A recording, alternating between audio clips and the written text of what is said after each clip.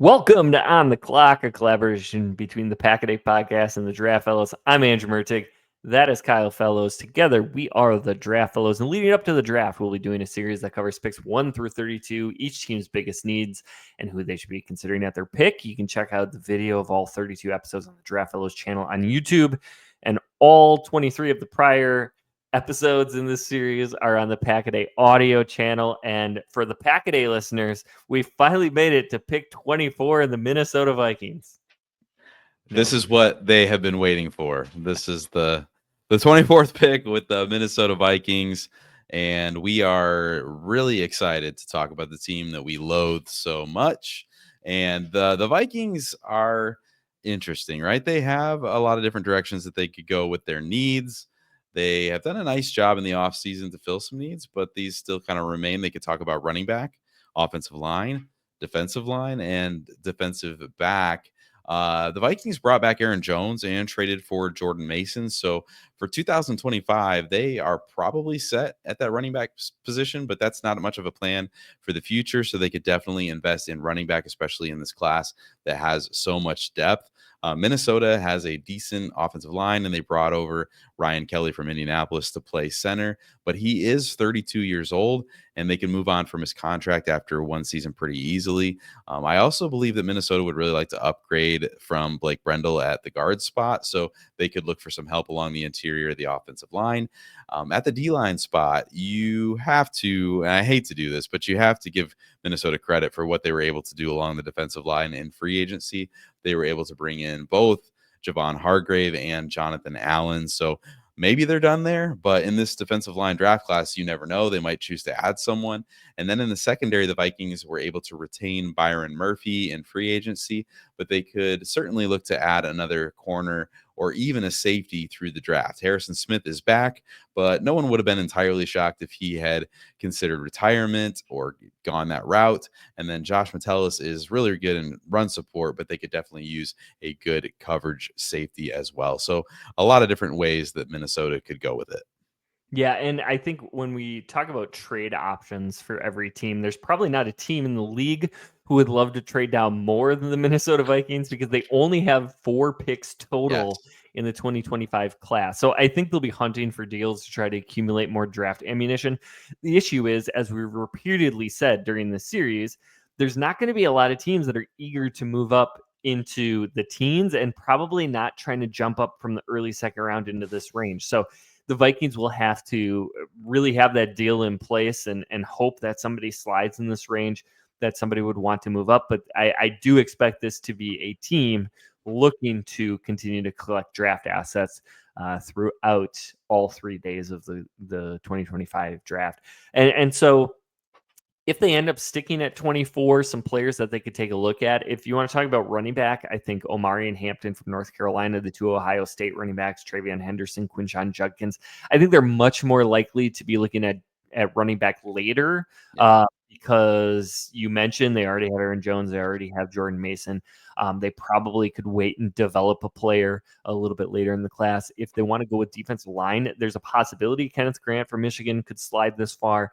Derek Harmon from Oregon, Darius Alexander from Toledo, Walter Nolan from Ole Miss. If they want to corner, a lot of good options there as well. Maxwell Hairston from Kentucky, Azare Thomas from Florida State, Ole Miss's Trey Amos, Jahdae Barron from Texas. And if they wanted to do safety, I think Malachi Starks from Georgia, he's probably safety one in this class, but if he's not, then Nick Emenwari from South Carolina is.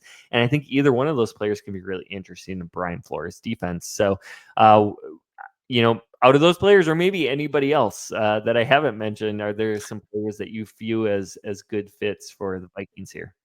I think my favorite fit for the Vikings right now is Gray Zabel, the offensive lineman from North Dakota State University. He's super versatile. He played tackle at NDSU, but will probably step in and play guard in the NFL right away. And I mentioned Ryan Kelly earlier. If he isn't the long-term answer at center, which, of course, like at 32 years old, there's a little bit of a shelf life there. There's teams that feel that Zabel is a good fit at center as well. So I would be really intrigued, but also really annoyed if the NFL were to let the Vikings get a player like Zabel in there at center. But also another thing that would be really annoying is if the NFL let Malachi Starks fall to Minnesota and let them just kind of have that really a succession plan for Harrison Smith as he gets a little bit older into his career. So I feel like both of those players make a lot of sense for Minnesota.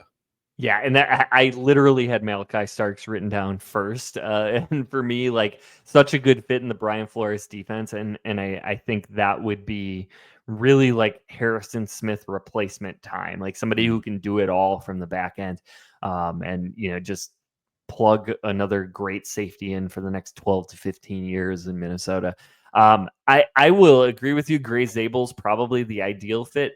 It is my opinion that Gray Zabel is going to go in the teens in this class. Okay. Like if you take a look, and we've gone through every team, so we already know this is true. But if you line them all up, like every team from like pick 11, I think all the way through 20 has a need at interior offensive line. It's wild. And Gray Zabel's kind of the obvious guy in this year's class, but we'll see. I mean, he's a small school player, and team like routinely every year we're like, how did this player fall into the 20s? Right. And for the Vikings, I think that would be a really fun fit. I think Travion Henderson, the running back from Ohio State, would be an ideal selection for this offense because he's so explosive. He's got great pass catching ability. He'd be dynamic when the field is going to be wide open because teams are going to have to try to cover Justin Jefferson, Jordan Addison, TJ Hawkinson.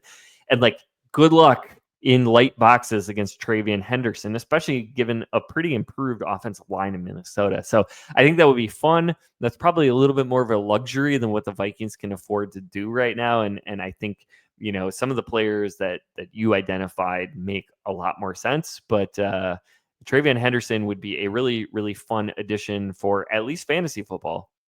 Yeah, it would be a ton of fun for fantasy football. Not so much for Packers fans to see him go to Minnesota. But I will say, like, I do feel like the Jordan Mason trade is reflective of the fact that this team does not have very many picks and they don't have a second round pick. So if they had that second round pick, like they probably just sit there and they probably take Caleb Johnson from Iowa, someone who can run really well in that zone concept scheme, and just go with it. And then you don't have to like do anything crazy like trade, but they don't have that second round pick. So they had to get a little bit more creative, knowing that they probably aren't going to, kind of as you alluded to, probably spend 24 on a running back. They're probably not going to do that. So I think going and getting Jordan Mason makes a ton of sense. But I think this is a team that, even though the quarterback situation is a little bit murky right now, and we don't know exactly what JJ McCarthy is going to be, it feels like they're all in to win now. And so it'll be interesting to see what they do in the draft to try to put themselves, in the mix a little bit more and compete as early as 2025. But thanks for joining us for this round of On the Clock. Make sure you like and subscribe to the show and stick with us as we preview all 32 teams in this series leading up to the 2025 NFL Draft. From the draft room to the gridiron, the Draft Fellows have got you covered. Until next time, stay tuned and stay in the game.